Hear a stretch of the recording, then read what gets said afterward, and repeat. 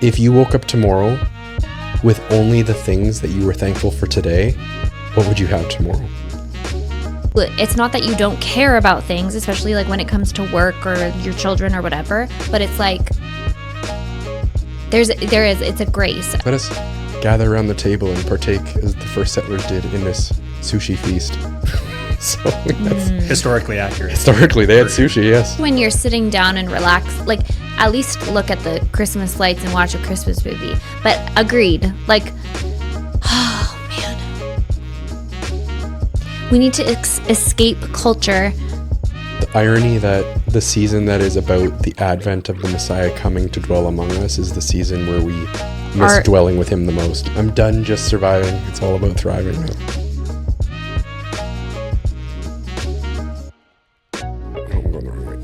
Oh my gosh. You just found it. Yeah, I know I can get to it quick now because I know I was... Pastor Chris, you might need those... Should do some sword drills. Sword drills, but those thingies. It's not sword drill. Index. It's not sword drills. My brain got confused. I was looking at Chronicles and I thought it was Ecclesiastes in my mind. And I was like, I'm going the wrong way. Ecclesiastes 4:12. You know how I find scripture really fast? Like at least going through my Bible to find chapters. Table of contents. I have the old school Genesis, Exodus, Leviticus, Numbers, dude. I have it like seared into my mind. So I can just go back and forth through that song. That's pathetic, but that's what it is. Well, it's like saying the alphabet, though. Yeah. Like you don't know what letter is next until you sing up to it. Do you do that? I do it all the time. I don't think I need to do it with the alphabet. I'm pretty... Okay, what comes after L? M. That's what comes easy. after That's all one K? letter. J. L comes after K. A, B, C, D, F, G, H, and I know that. L. See, and I know that you're because I just sang proven it. wrong. Oh, it's L, M, N, O, P, yeah.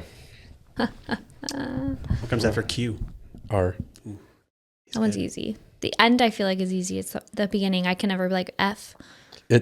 I get tripped up in the like D, E, F, G, H, I, like right in there. Which That's is what trips me up. crazy because JKL. you play guitar. So the first 6. But they're not they're not in alphabetical order. Close. Like in a key, they go in alphabetical order. But when I'm playing, when you're playing, they're not. When I'm playing in my instrument, like that's not the way my brain computes. You're not playing sequentially. I break it down into like Nashville number system. That's the way my brain works. I think in numbers now, and so it doesn't matter the key. I'm just gonna, mind you, I cheat a lot with the capo. So there's like 3 keys I know really, really, really well, and the rest I'm like. I only know the numbers. I don't know any notes. You'll get there. Do you know? Maybe. I know you know the scale and the numbers, but do you know the note you're actually hitting when you go through? No, that's what I mean. I know, like, I would know, like, the root note, like, if the song's an A, obviously this is A, but no. If I ever didn't have numbers, I would have to play by ear. Here's the thing, though. Like, just the fact that you've picked up a brand new instrument in a couple months. The bass is what they're talking about. Yeah. And started with a simple major scale, learn the number system on how to play that, and then are reading sheet music and actually playing the way it's supposed to be played. And by sheet music, I mean chord charts, but still, like, it's remarkable. It worked out. I barely made it at a flamingo guitar in high school. So the fact that with a proper educator and... Although on Sunday, I did halfway through a song realize my tuner's on. So I was playing for myself. Yes, nobody else could hear it. That's beautiful. Yeah. Because the tuner mutes it. Yeah. So I was playing my heart out, but nobody knows. My favorite thing is when I'm about to start, like let's say it's like a faster song and it's like a 4-bar count in and then everybody's got splashing on the first note.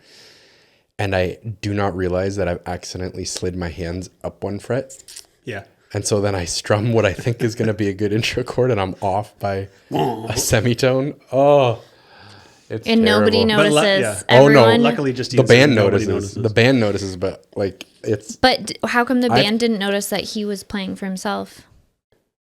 It was just muted. It wasn't just muted. off. It's not like you don't really hear when things are low because it depends on. For us in our in-ears, it depends on how much you have of each instrument turned up. Right. So like muted I have the doesn't mean it's gone. Muted is gone. My tuner was on, so it was nothing. It was just. But nobody could tell that you. Because there was no sound coming through. Yeah, but that's what I mean. How would nobody? There's just so much going on, and I'm I not don't thinking about it. I don't have him like turned up really loud in my ear that it would be like, oh, it's noticeably gone. Right. Typically, when I know what I can feel the vibrations in my feet from the subs, So there's 0 vibration. in his feet. and when it's right, it's good, It's good. good, Yeah. good vibrations. Anyway, sorry. Beach Boys. Yeah. Well, how you feeling? Feeling warm, actually. I should have taken the sweater off before we started. Speaking of bat. the sweater, The sweater. I won't. I wouldn't. It's nice. This morning, I said to Chris, "Hey, I don't think I've seen you wear that sweater." Even though we talked about it on a podcast after he went to Canada's Wonderland with some teenagers, preteens, Yep. for Ruth's school trip. And I will remind everyone that he tried on the medium, and one of the grade 8 girls was like, "I think that's too tight," or something like that. She said, I don't think you're going to like the way that fits if you gain any more weight. That was her example. Which is just so next So he level. bought the large, and obviously he doesn't like how the large fits either. No, because I've lost But weight since the he's wearing summer, and it now I'm today. swimming in it. And he said, "Only you would know my closet," or something like Yeah, that. I honestly, the scarring is just as real as it was not 4 or 5 months ago. So Has bad memories with it. yeah, So funny. It was so cold that day in June. It was like the coldest day in June ever. It was freezing. But I think having Monday as a holiday, because this is the day after Thanksgiving, Canadian Thanksgiving for Yeah. American listeners. The real Thanksgiving. the real Thanksgiving, is I've noticed a lot of people wearing black today. It's just like one of those Interesting. for Tuesday. It's You're- like you're after wearing the black, yeah? after the long weekend. Lindsay's not, but Mm, honestly, like salmon colored shirt. I feel like everywhere. Maybe it's people like all unconsciously like trying to cover up the bloat from the Thanksgiving weekend. That's true. Because black is the color that makes you look more slender. Slimming, yeah. Yeah. Though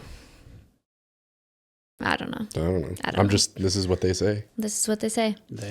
They. No white to be The seen. people. It's after Labor Day. After Labor Day. So Yeah. switch to black. No Except white do short jeans? shoes count? No. No. It's typically pants. That's the thing you don't wear. White I would pants never after wear Labor- white. It'd be like pants, belts, ever. sunglasses.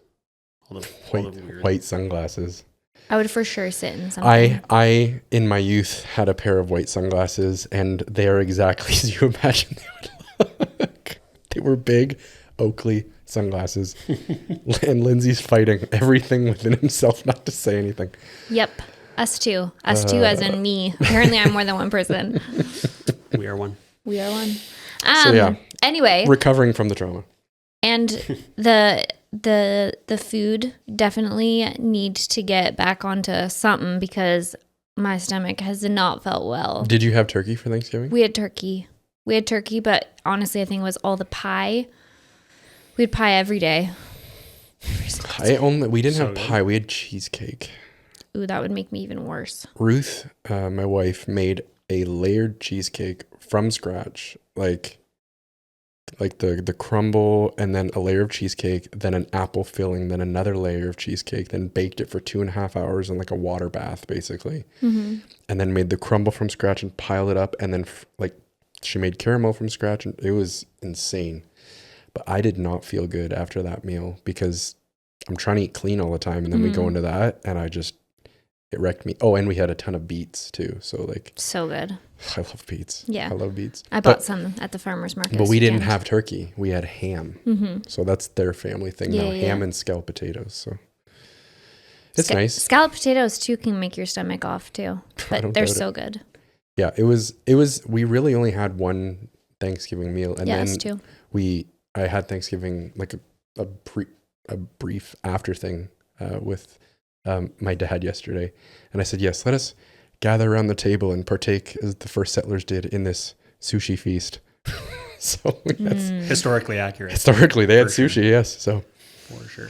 yeah, it was. I love sushi. Yeah, so I'm definitely feeling the post Thanksgiving vibes of time to get back Yeah. at the proper healthy diet. All right. Well, that's how you're feeling. It is how I'm feeling, among other things, Yeah. because now everything shifts toward Christmas. Yep. Hey, I know. I don't know how, honestly, in the States they do it. They have such, like, the turnaround is short. The turnaround's so short that I feel like you don't really get to enjoy either. Well, depending on what day Thanksgiving falls in the States, sometimes it's a little less than a month from one to the next. Often. Right, yeah. Because sometimes it's the 24th, sometimes it's the 25th, it's however that Thursday sometimes falls. it's the 28th or 29th. No dice. No dice. Anyway, we don't live in the States, but we still we're feeling the rush already. We went through as a staff this morning, just like November and December dates and Christmas and all of the things, and fitting in rehearsals for music and all the stuff. And we started the conversation with such hope because we're looking at the calendar going, oh, there's not too much stuff. This is manageable. And by the time the conversation ended and everybody started adding their little things to it. It was empty because we haven't talked about it. Yeah. Yeah. And the moment we opened our big fat mouths, it just started filling up. But even before that, that's just our church calendar, let alone home, all the things in like November and December to make it special for your children and to try to like reflect on Jesus and all of this stuff. But it just like the last 2 Christmases, I have gotten to Christmas and I've been so sick. It's like I go on adrenaline to get through these like November and December, and then I'm at Christmas time so sick. The one year with a head cold, the other year I was like sick, like throwing up and stuff. So I would like that not to happen. And already feeling like the stress, like, I don't know, I'm sure there's people listening. I know it's only October, but you're already like, oh, we need to catch the sales because everything is so expensive too. So like, let's plan out when Black Friday hits, I'm going to buy this, and this, and this, so that you know what I mean? Like we're already at that point where it's like, okay, our Christmas pajamas on sale because I need to make sure that I get the kids' Christmas pajamas, but I don't want to spend $40 for Christmas pajamas. Like, you know what I mean? Like, I never have that conversation in my head ever. I know, that's the thing. Like when Brett Allman was here and he talked about Christmas pajamas just show up to my house. Exactly. Yeah, but those are the Christmas things elves. that moms are thinking about, that like, it's like the weight. Like Christmas comes with a lot of weight for women of like, we need to make sure that we have all the things that I can't say just in case. Spoilers. Anyway, no, that's not what I meant, but anyway, but like, it just feels like, oh, this is our favorite season and it's just going to fly by and it's stressful and overwhelming. So what do we do, Chris? It's definitely different.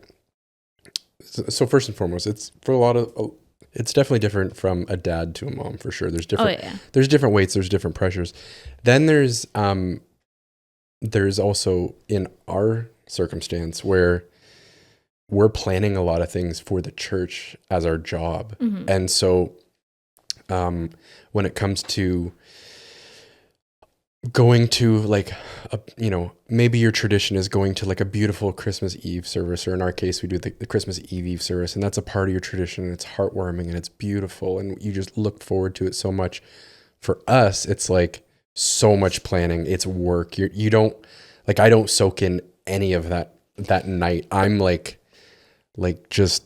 But some people still work all day and then they have to rush to get their kids all dressed up and get there and feed them. And so it still feels like that, and then hope that your kids are quiet during it. I guess it's different for different stages of life, but that's our stage as children. Yeah, for sure. And so, but what I was trying to say there is like, I always view it from a totally different lens of Christmas is a busy work season. Mm-hmm.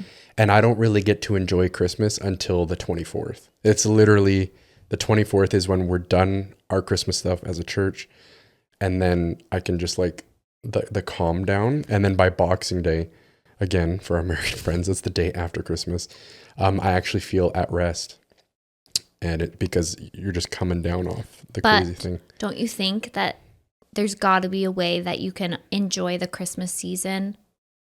Oh, for sure. And have the job. You know what I mean? Like, I feel like a lot of people, whether you work in a church or not, mm-hmm. I feel like a lot of people, it's still a season that can easily become too much and know, like this is like where we go into, we're not even just talking about Christmas season, but fall. Like there's even like this past weekend trying to September say yes. to January yes, is crazy. Yes. And so like trying to say, you say yes to all these things and then you realize, oh, my whole Thanksgiving weekend just like was completely like, and some people, it might be enjoyable. You still could have a very full weekend and it be enjoyable, but we also have to be careful that at the end, we're not like, you know, all those like bad habits over the weekend, like staying up late and eating too much junk and rushing from one thing to another. And then you're left on the Tuesday wearing black because you're mourning.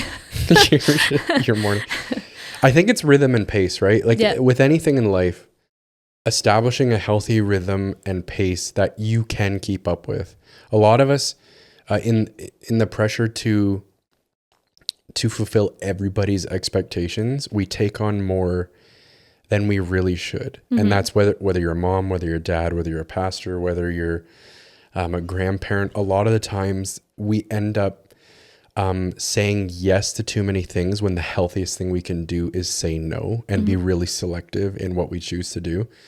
And in the rhythm that you set, you have to be really intentional about downtime and creating space or margin in your day where you can be alone and in silence and spending time with God, because that's like the reset. That's the reset for what you're supposed to live out of. A lot of us end up living on an empty gas tank because it's just what we know. This has to happen. Our kids have to get to this class or sport or activity. Yep. We have to be at the gingerbread building thing. We have to. You do. Yes. November 22nd. There you go. We have to be at all these music rehearsals to prepare for Christmas Eve and all of these things. And so we end up placing too much value on the external things and not enough on the internal. And we don't take a moment to be introspective in, Lord, how is my heart in this season? Mm-hmm. I'm really busy. Am I making time for you? Mm-hmm. Am I quieting myself to a place of stillness and devotion in the word and just slowing things down to a pace, even though you're busy, slowing things down internally to a pace where you can check in on yourself, allow the Lord to, as David would say, search my heart. Like just, am I doing okay? Because you can't give the best of anything when you're empty. Yeah. You can't give the best to your kids. You can't give the best to your spouse.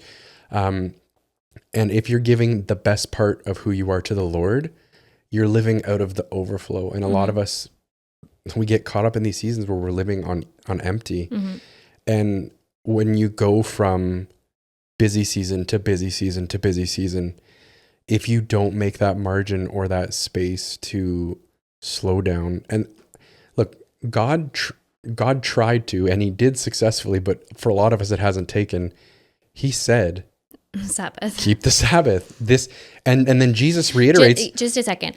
Just so you know, we have been avoiding talking about the Sabbath because both of us haven't gotten it right. And that necessarily isn't a reason to not talk about something because we haven't gotten any of the stuff right, but we really haven't gotten this right. And it's hard when you're a pastor and blah, blah, blah. We can make all kinds of excuses, but it is something that God did give us as a gift in order to prevent burnout. Yeah, and a lot of people think that we're free from the Sabbath because they've taken the opposite side of what Jesus was saying when he said, man was, Sabbath was made for man, not man for the Sabbath. Yeah. And a lot of us have said, well, we don't need a Sabbath because, we're free from the law that would say that man was made for the Sabbath. But it was a gift. And Jesus is like, no, God did not need to rest. Mm-hmm. He chose to rest to set it into a universal principle. Mm-hmm. Even like you can go down to like soil needs to rest. Yep. Every 7 years, soil needs to rest for a year. Mm-hmm.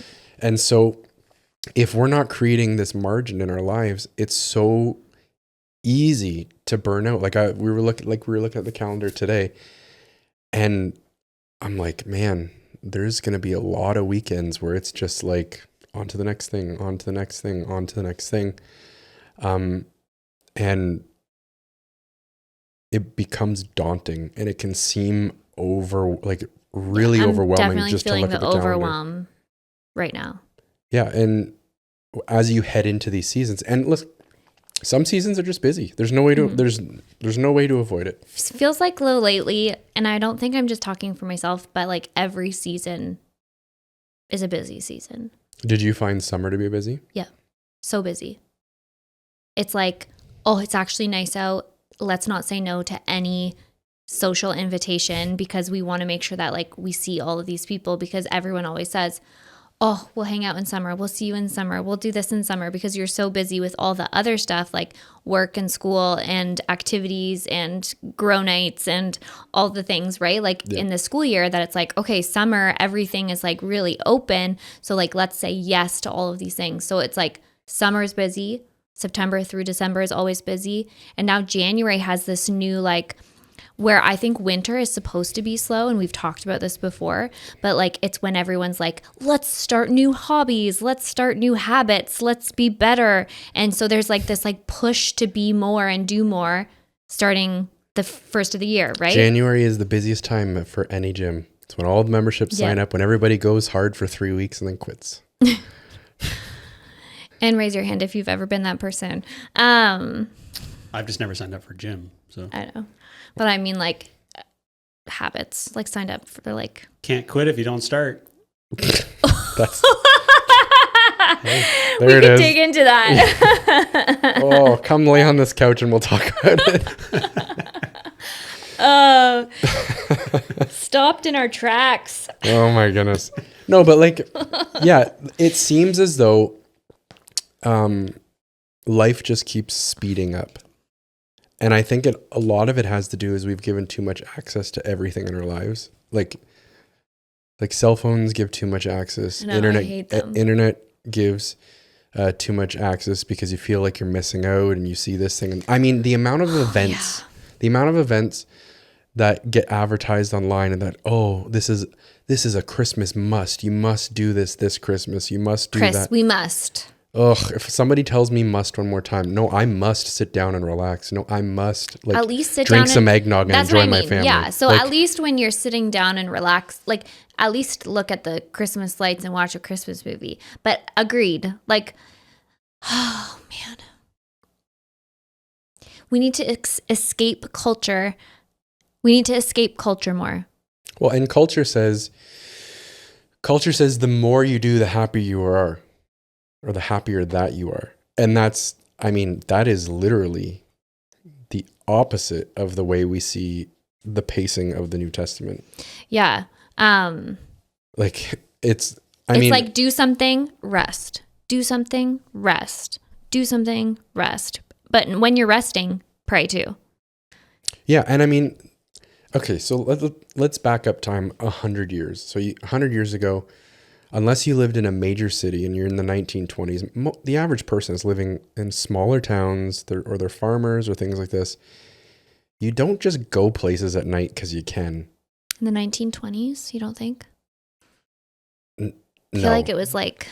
Okay, that's what I said. In major metropolitan... in The major roaring 20s. In I major... know, yeah. No. In major metropolitan let's say areas. 120 years No, ago. I'm sticking with the 20s. I'm satisfied with my Let's analogy. say The 19. 20s were happening. They were Yes. happening. Okay. Everyone was going out. I'm not doing talking- ballroom dancing and, and like, big band music. The I'm not talking dresses. about... I'm not talking about flappers in the 1920s. I'm talking about like... That's what we Come we on. see. See? You're like cat's Listen. meow. The phone wasn't even relatively like that old at this point. There was not pressure There to... still were phones. You're missing what I'm saying. You can't see the forest for the trees here, okay? Also, all our history comes from Downton Abbey. So who really knows? All right. So let's call Julian Fellows and get this straightened out, okay? So, but what I'm saying is... I'm kidding. Like, No, but what I'm saying is it was way slower. oh yeah. You You went had home, the you weren't potatoes out from on... your garden. You weren't out on the town. You weren't looking at social media to see what you're missing out on. There wasn't a million travel sports. There wasn't all these dance studios that your kids went to or gymnastics clubs. Like people helped their families, went home, had dinner with their families. They rested, they relaxed. They read books. Saturdays was chores around the house and then spending time with family. If they watched TV, if they had a TV, was there TV in the 1920s? Yes. Then No. No. Yeah. No. No, not in the 20s. No, that was the 40s. 40s or Yeah, the something. 40s. Yeah. Okay, well, they sat around and listened to the radio Yes. together. Yes, and then the king would give his speech. Lindsay's looking it up.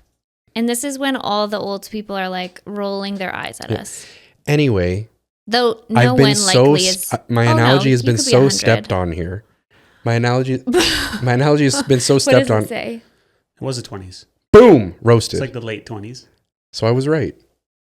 I can't read that. Wow, from you had here. me second guessing. Again, I don't remember them getting a TV on Downton Abbey, so that's why I have no idea. Unbelievable. Anyway, Probably most people didn't have one. what I was getting at is that in the last one more second. When was the White Christmas filmed? A White Christmas. Because Probably they the had a 50s. TV. Because that guy's show. Oh, it was 50s. Okay, never it was in mind. black and white. No. No, it wasn't. Wait, what? 1954. Oh, white. Sorry, I'm not thinking White Christmas. I'm thinking 53. I'm thinking It's a Wonderful Life. yeah, Where the It's a angel Wonderful gets his Life. wings. Yep. That's what I was thinking. Okay, 1953. continue.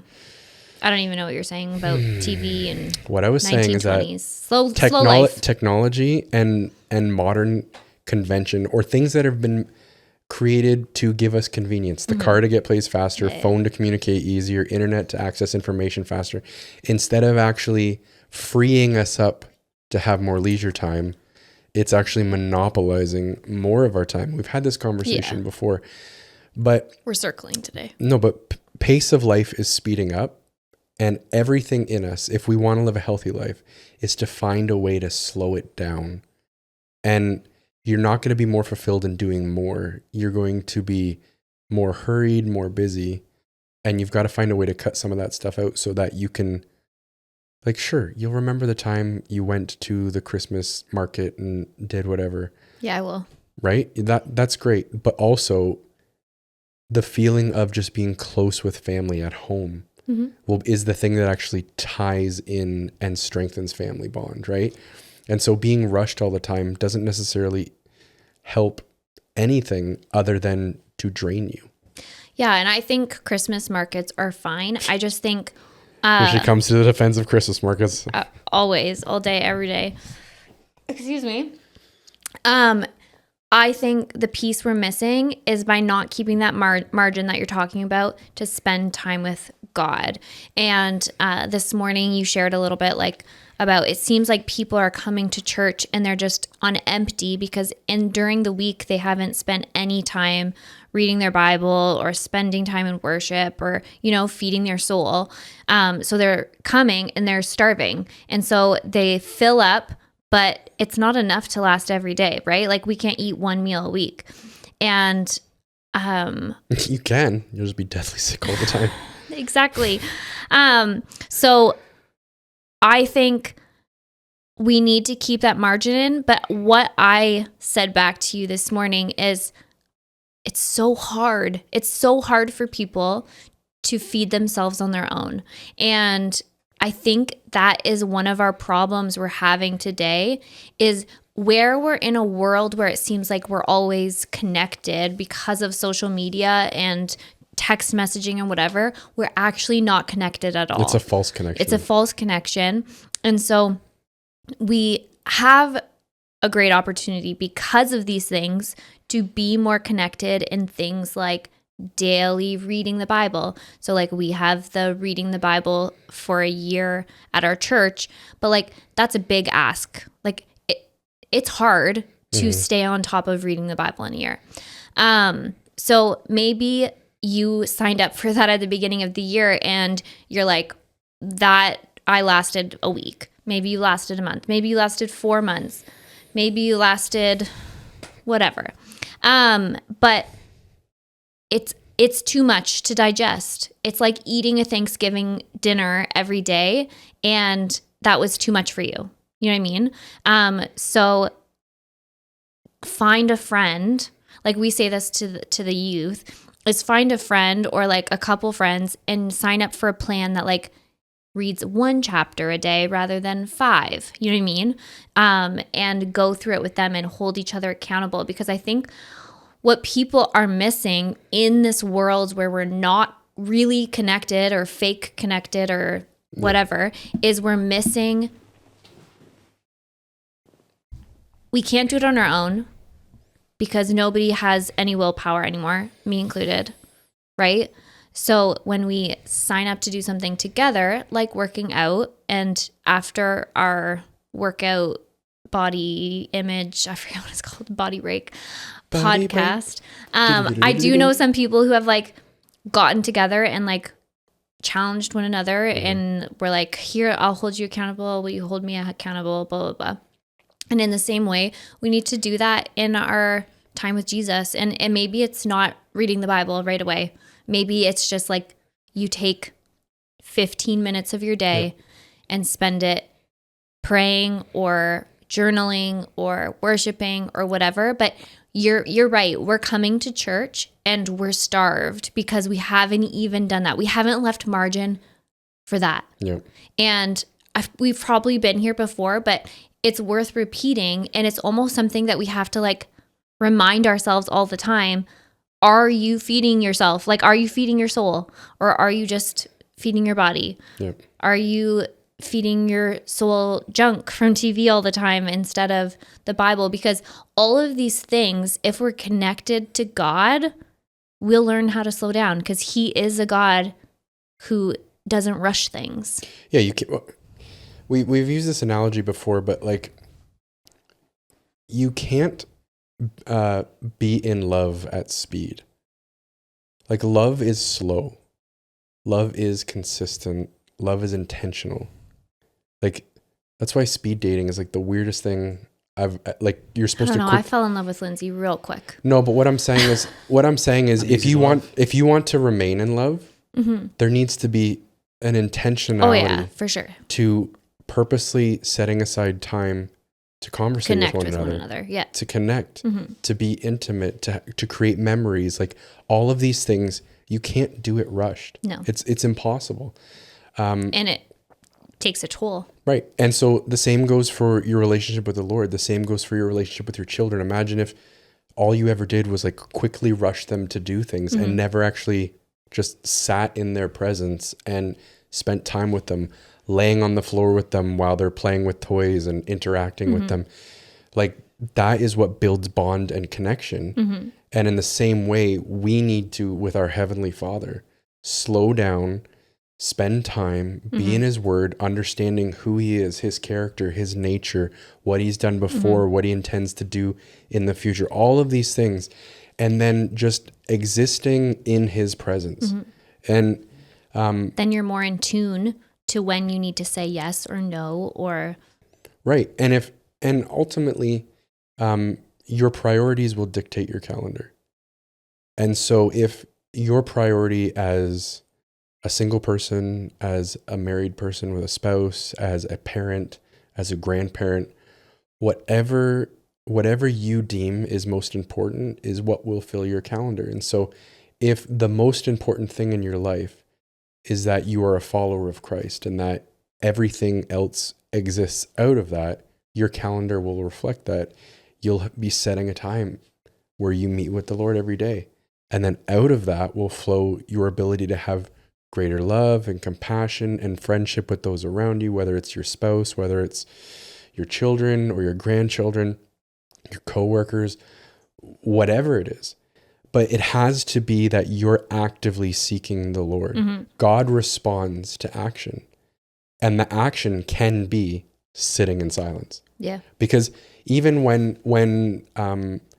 we read in both Psalms and I believe it's Chronicles, maybe it's 2 Kings, when the Israelites come up against the army and the King Jehoshaphat says, the Lord has spoken and it's that we're going to be still and we're going to wait and God's going to deal. Well, they weren't actually still, they were worshiping.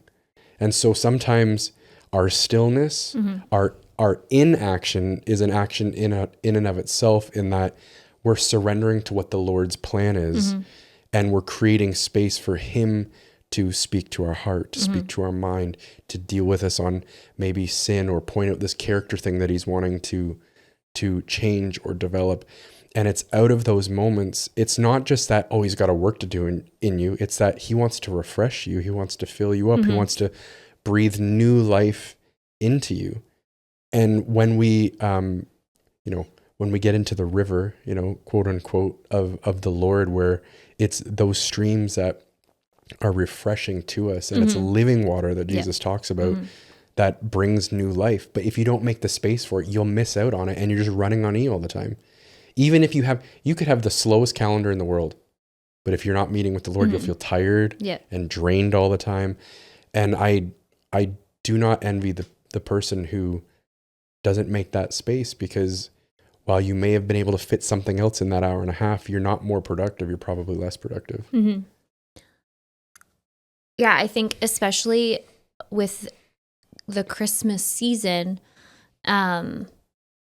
sure, we might be doing a lot of maybe we're going to a lot of church things, or, helping out at a soup kitchen, or helping out at an old folks home, or you know what I mean? All these good things. But we still are getting so distracted from what the season is about. And the irony that the season that is about the advent of the Messiah coming to dwell among us is the season where we miss dwelling with him the most. Yes. Yeah. And I think that's why even we get so much more burnt out, is because we're really disconnected. We're not getting it. Well, and what does Jesus say in John chapter 15 about abiding in the vine? If you're not abiding, if you're not connected, if you're not connected to your heavenly Father, from who is the source of life, Jesus said, I and the Father are one. And if you're connected to me, if you're connected to him, then you'll have life and you'll bear much fruit. Mm-hmm. But if you're withering and dying and disconnected, then you'll be cut off and thrown away because you're useless. Mm-hmm. And when you get busy in these seasons, it's easy to feel like you've been thrown away and useless, and you're not connected to the source of life because you're drained and you're tired. Mm-hmm. But like I said, it's about action, and action in the sense of seeking and finding the Lord. David was excellent at this. And when I say David, I mean King David. Before he was king, he was on the run all the time. He was always overwhelmed by his enemies.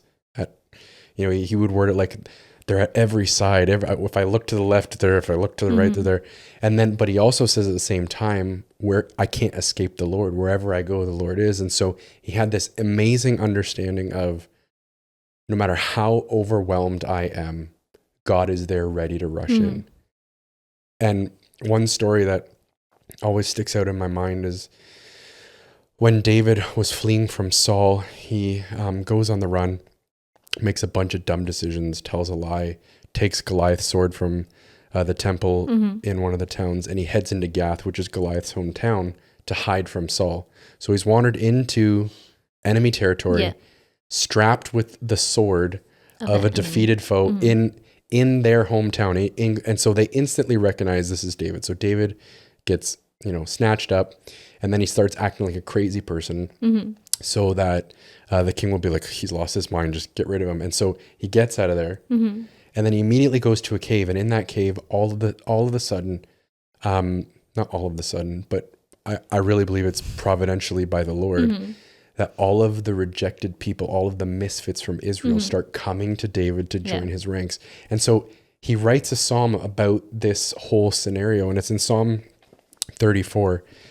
And this is his response. He goes from understanding how to approach God in seasons of overwhelming, and he wants to now share it with all of those who feel overwhelmed that are coming to him. This is what he says. He says, I will bless the Lord at all times. His praise shall continually be in my mouth. My soul makes its boast in the Lord. Let the humble hear and be glad. Oh, magnify the Lord with me, and let us exalt his name together. And so he starts there by saying, look, I know what it seems like around here, but let's lift up the name of the Lord. Let's exalt, let's magnify, let's make him bigger in our image than the overwhelming circumstance around us. But he then begins to testify and share why he can do this, because he says, I sought the Lord and he answered me and delivered me from all my fears. Those who look to him are radiant, and their faces shall never be ashamed. The poor man cried out, and the Lord heard him and saved him out of all of his troubles. The angel of the Lord encamps around those who fear him and delivers them. Oh, taste and see that the Lord is good. Blessed is the man who takes refuge in him. So three things take place there. Saw it, they looked, and they cried. God is moved by action. And so when we're overwhelmed in seasons of craziness, and I mean, Saul is not chasing any of us. Christmas isn't out to murder you. Like none of this, but it seems, sometimes it feels like this season might kill me. Yeah.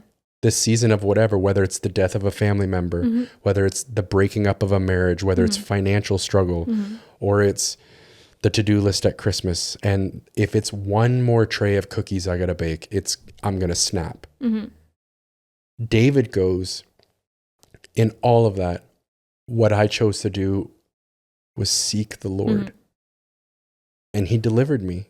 Yeah. And for a lot of us, our deliverance will come in the quiet. If we choose to seek him, and we're just not.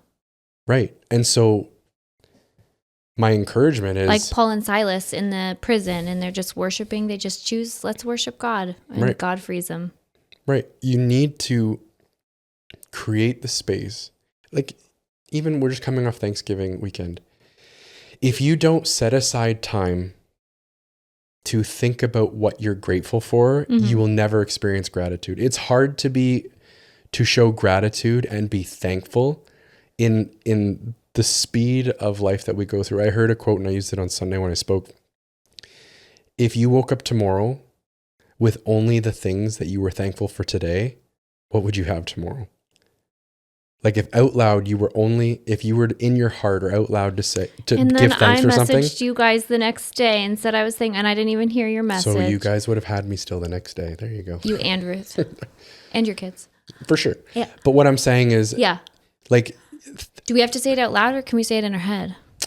This analogy doesn't really get that specific, but essentially in your heart, where you're able to express in some way, whether like if verbally, you're not praying every night for dinner, right, you won't have dinner the next day. Okay, well now we're expanding upon this analogy. The idea was that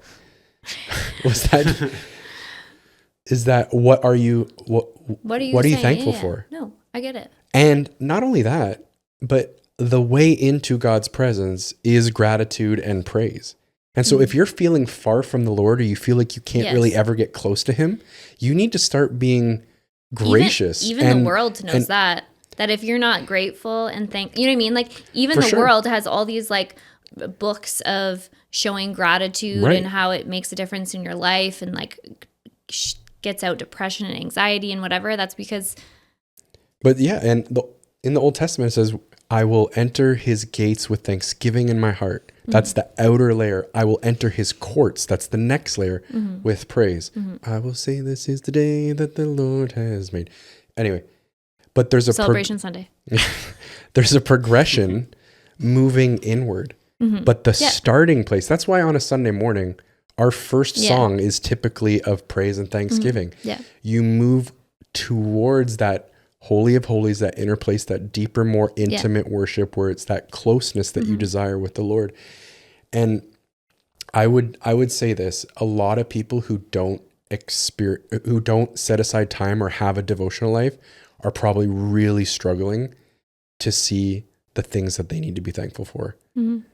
Because one of the things I do in my prayer life is I start every morning with thanking the Lord that I'm awake today, I'm alive today.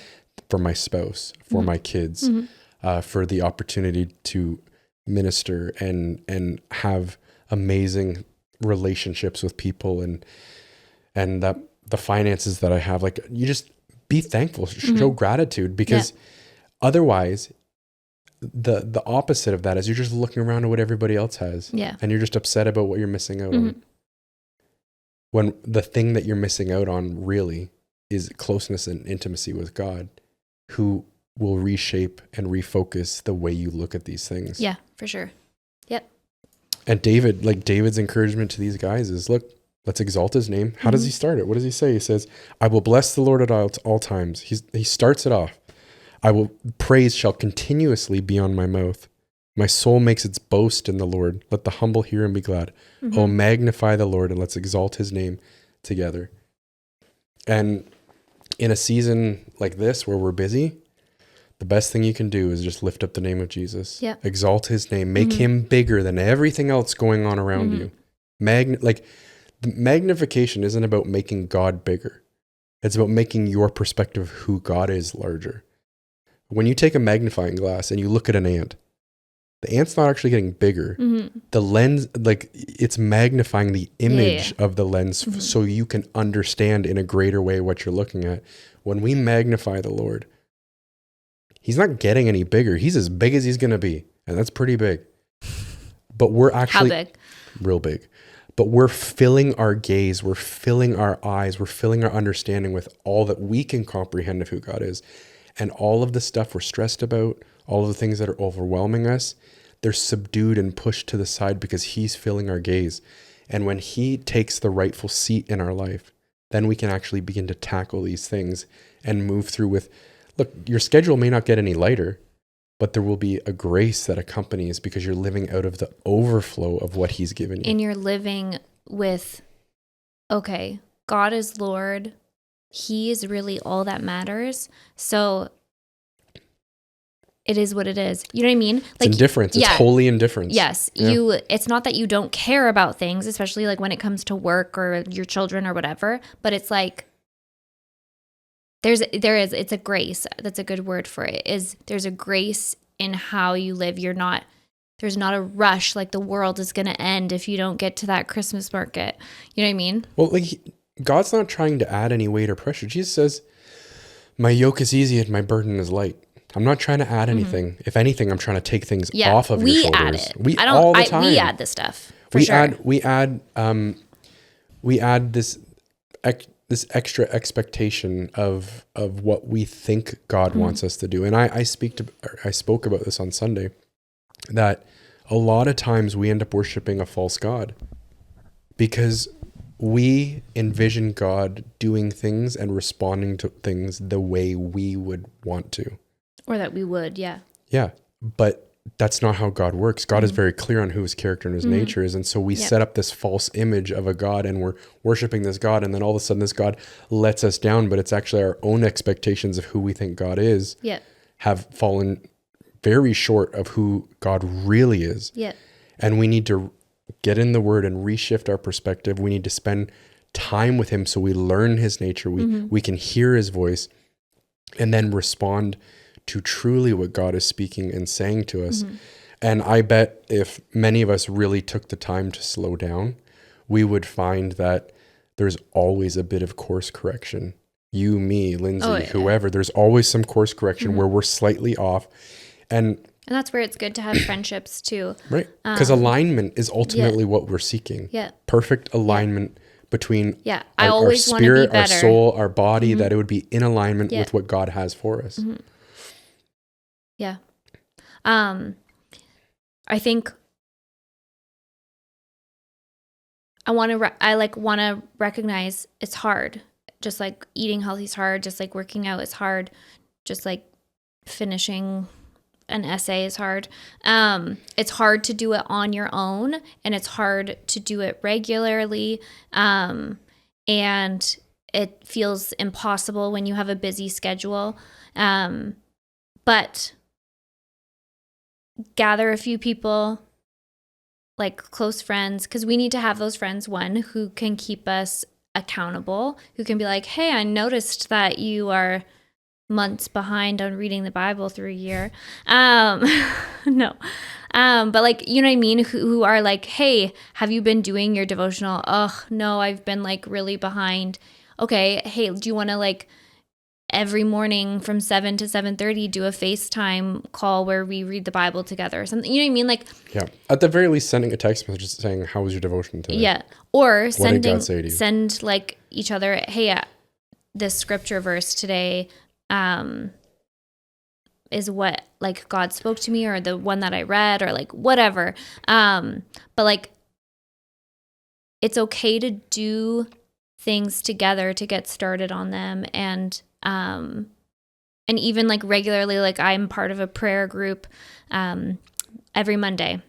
We didn't have it yesterday because of Thanksgiving, and I feel like I can feel it. Like not having that time of just like praying with one another. There's something beautiful about praying with one another, especially when you're like, I like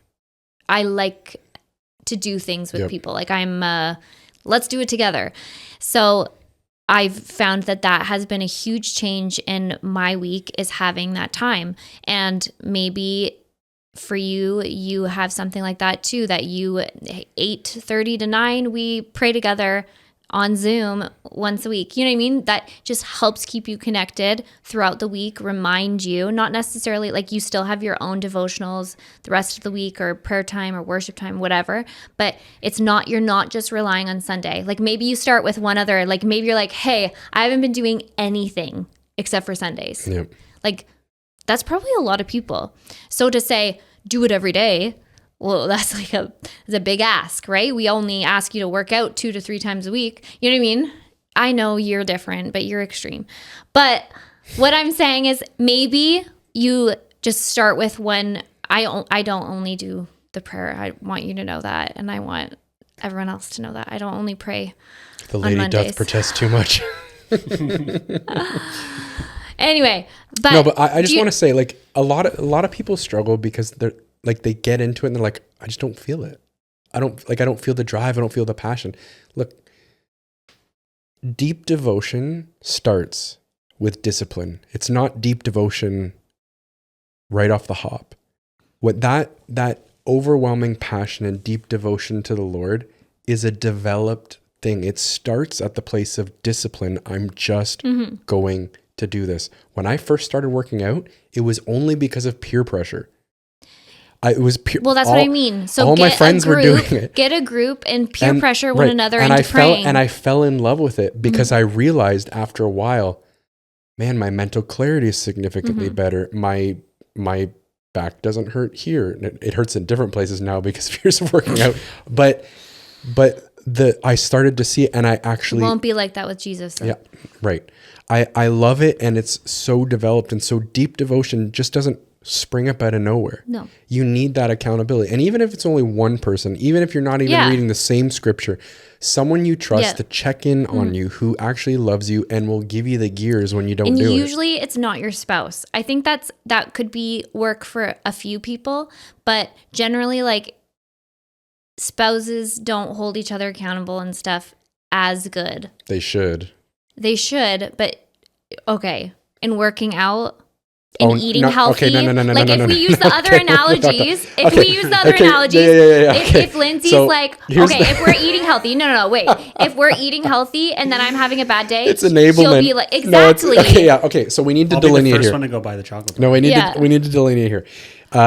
Lead your spouse as much as you can into spiritual food and spiritual things, but dare not tread upon the dangerous thin ice of suggesting workout rhythms, eating patterns, and all that stuff, because there's so many things that can get mixed up in translation. Just grab a friend. No, I'm not saying you shouldn't pray with your husband or wife or whatever. What I'm saying is they don't necessarily hold you accountable to like, hey, do it, because they see how tired you are. You know what I mean? Yeah, like, so then they're like, just go to bed. God will forgive you. You know what I mean? Like, it's the classic, like, hey, do you want dessert? Yeah. And then the spouse goes, no, not really. And then they're disappointed because they were waiting for you to say yes so that they'd feel good about having the dessert.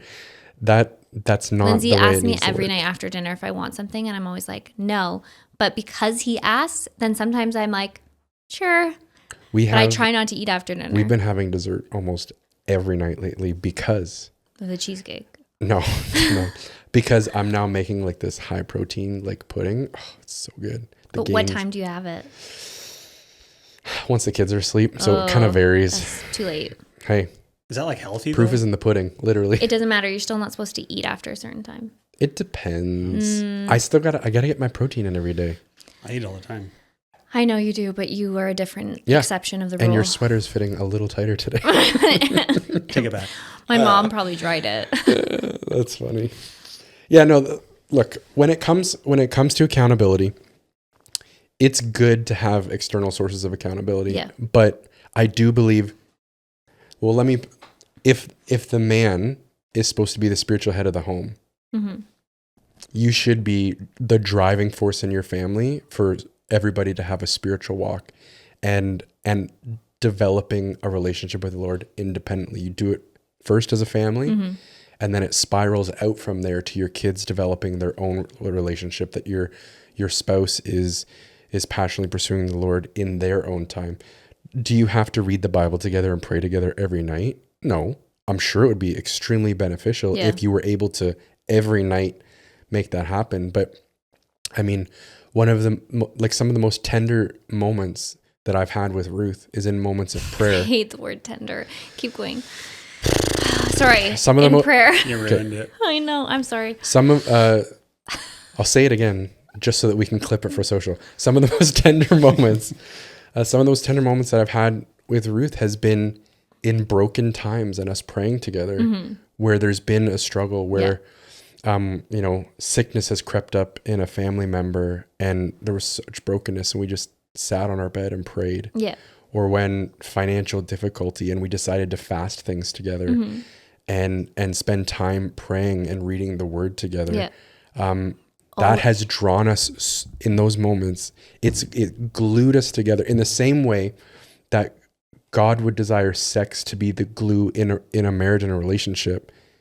He uses these things as well spiritually to pull us together. It's like when we often throw it at weddings all the time, the 3-strand rope, right? There's the husband and the wife, and then the Lord is the third strand that binds it together. And it's very true. Spiritually, when you're walking in sync with the Lord together, it makes you so close knit and you're on the same page. And it's so important that you try and develop that in a relationship. Is it going to be easy? No. But if you're making the effort towards it, God will come in and he'll smooth out some of the rough areas. It's unfortunate that generally those times happen in the tragedy like you're describing, though. But here's the thing, because oftentimes our pride in the good times is like, we're making it on our own, we're good, even though it's been the Lord carrying you the whole way. Then the struggle hits. It's like, oh God, why have you forsaken me? Come back. I'm gonna fast. And he's like, you forsake me. I'm gonna double my tithe. I'm gonna do all of these things. We're cutting off social media. We're quitting TV. We're doing all of these things. It's all about you. Then the good times roll around again, and it's like just know. But we're heading into a busy season.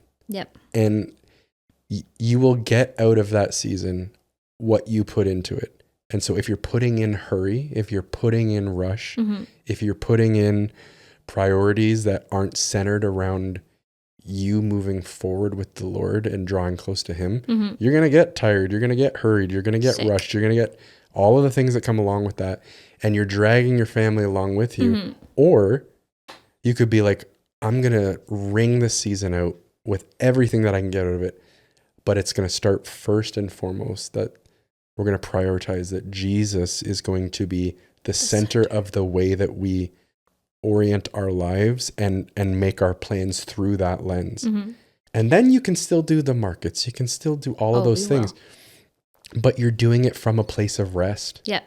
Your soul is filled. Your soul is alive. It's in a healthier place. Not perfect. No. Yep. But it'll be in a much better place to tackle that type of thing.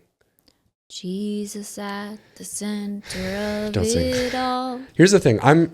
In my life, I'm done with surviving.